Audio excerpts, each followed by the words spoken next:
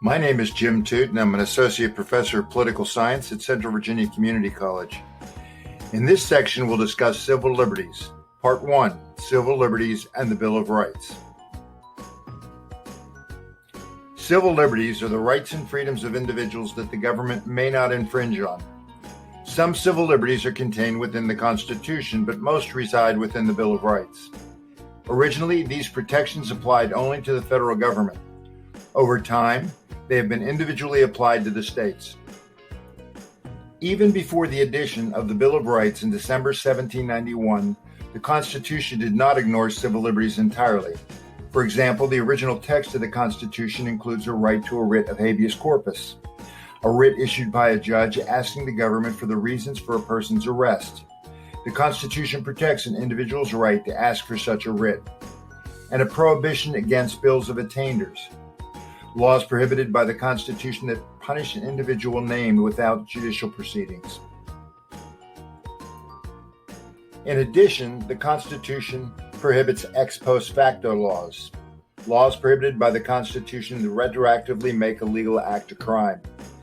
The Constitution also specifies that persons accused by the national government of a crime have a right to trial by jury in the state where the offense is alleged to have occurred, and that national and state officials cannot be subjected to a religious test, such as swearing allegiance to a particular denomination.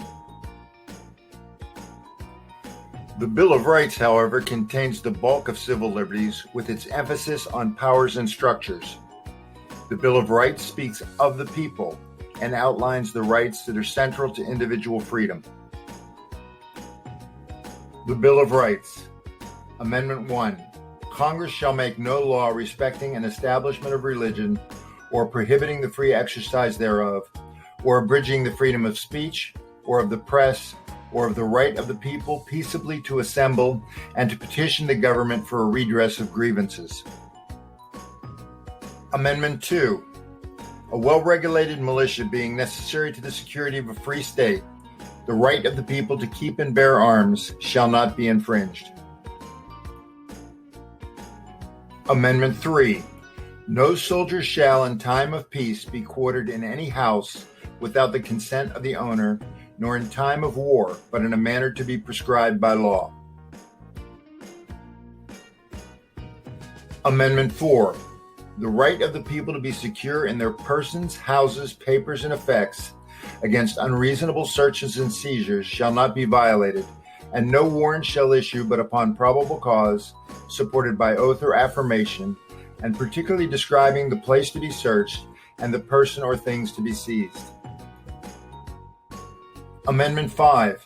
No person shall be held to answer for a capital or otherwise infamous crime unless on a presentment or indictment of a grand jury, except in cases arising in land or naval forces or in the militia, when in actual service in time of war or public danger. Nor shall any person be subject for the same offense to be twice put in jeopardy of life or limb, nor shall be compelled in any criminal case to be a witness against himself, nor be deprived of life, liberty, or property without due process of law, nor shall private property be taken for public use without just compensation. Amendment 6. In all criminal prosecutions, the accused shall enjoy the right to a speedy and public trial by an impartial jury of the state and district wherein the crime shall have been committed, which district shall have been previously ascertained by law, and to be informed of the nature and cause of the accusation, to be confronted with witnesses against him, to have a compulsory process for obtaining witnesses in his favor, and to have the assistance of counsel for his defense. Amendment 7. In suits at common law where the value in controversy shall exceed $20, the right of trial by jury shall be preserved, and no fact tried by a jury shall be otherwise re-examined in any court of the United States than according to the rules of common law. Amendment 8. Excessive bail shall not be required, nor excessive fines imposed, nor cruel and unusual punishments inflicted. Amendment 9. The enumeration in the Constitution of certain rights shall not be construed to deny or disparage others retained by the people. And Amendment 10. The powers not delegated to the United States by the Constitution, nor prohibited by it to the states, are reserved to the states respectively, or to the people.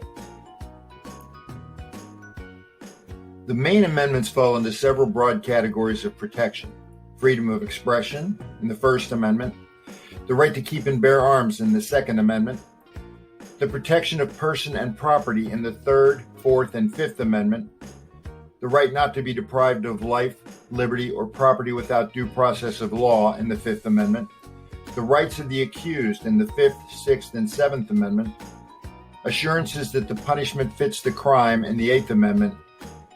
The right to privacy is implicit in the Bill of Rights. The very purpose of the Bill of Rights was to withdraw certain subjects from the vicissitudes of political controversy, to place them beyond the reach of majorities and officials, and establish them as legal principles to be applied by the courts. The Due Process Clause, which bars states from depriving persons of life, liberty, or property without due process of law, is the basis of civil rights. The 14th Amendment is crucial to civil liberties too.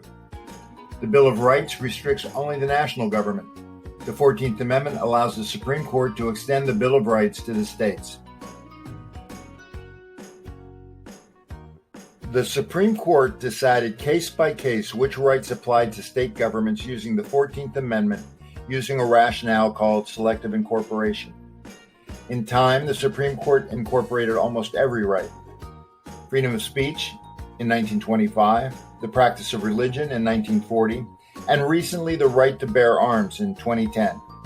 See the textbook for a detailed listing. In summary, the Supreme Court defined civil liberties in 1943. The Bill of Rights withdraws certain subjects from political controversy and places them beyond the reach of majorities and officials. The Bill of Rights did not apply to the states until the 14th Amendment required that no state could deprive any citizen of life, liberty, or property, the Due Process Clause. The following videos will discuss individual civil liberties in more detail.